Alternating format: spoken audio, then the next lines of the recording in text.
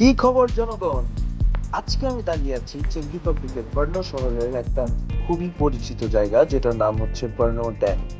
কিছুদিন আগেও যেটা ছিল শুধু পানি, ঢেউ, নৌকা আর বাতাস, আজ সেটা পুরাই বরফ। হ্যাঁ, পুরো লেকটা বরফ হয়ে গেছে। This is scary but interesting. আমি একটা লেকের উপরে, বরফের নিচে হচ্ছে সব পানি। ওই যে ওখানে দূরে স্কেটিং করতেছে। আপনারা কারা কারা পানির উপর হাঁটতে চান চলে আসেন এখানে, আমরা পানির উপর হাঁটবো। এই পার থেকে ওই পারে বরফের উপর হেঁটে হেঁটে চলে যাবো নাকি ভাবতেছি। আপনারা কি মনে করেন, যাওয়া উচিত হবে?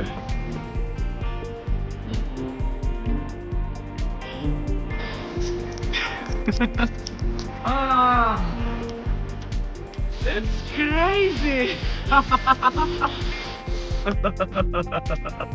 It's freezing cold.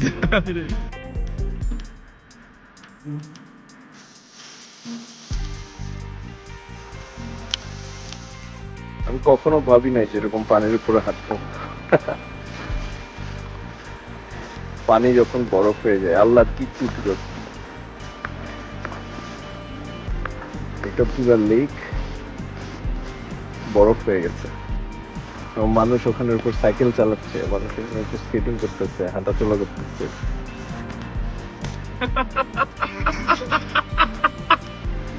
হাঁটতেই ভালো লাগতেছে, আর I am feeling energy inside me. প্রথমে খুব ভয় লাগতেছিল যে আমি একটা লেক এরকম হাঁটতে হাঁটতে পার হয়ে যাবো, যেটা পুরো পানিতে ভর্তি ছিল।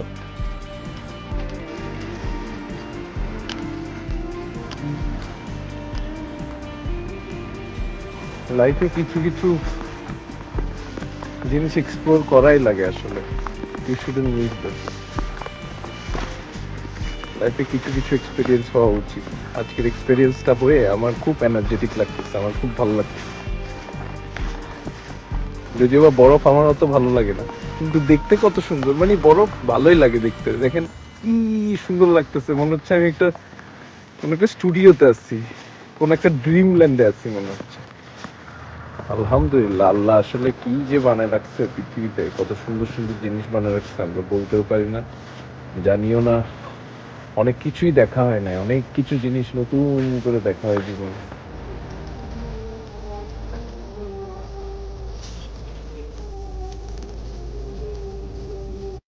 দিস ইজ অসাম, মানে আমি এটা কখনো ডিনাই করতে পারবো না। এত আরাম লাগতেছে, এত শান্তি লাগতেছে। আই এম অ্যামেজড আসলে, জীবন যে এত সুন্দর, পৃথিবীটা এত সুন্দর। আমাদের বেশি বেশি করে ট্রাভেল করা উচিত, যখনই সুযোগ হয়, যেভাবেই সুযোগ হয়, যেমনেই পারি জাস্ট বের হয়ে যাওয়া উচিত। আমরা আমরা আটকায় থাকি, আমরা নিজেদেরকে আটকায় রাখি। It's so good.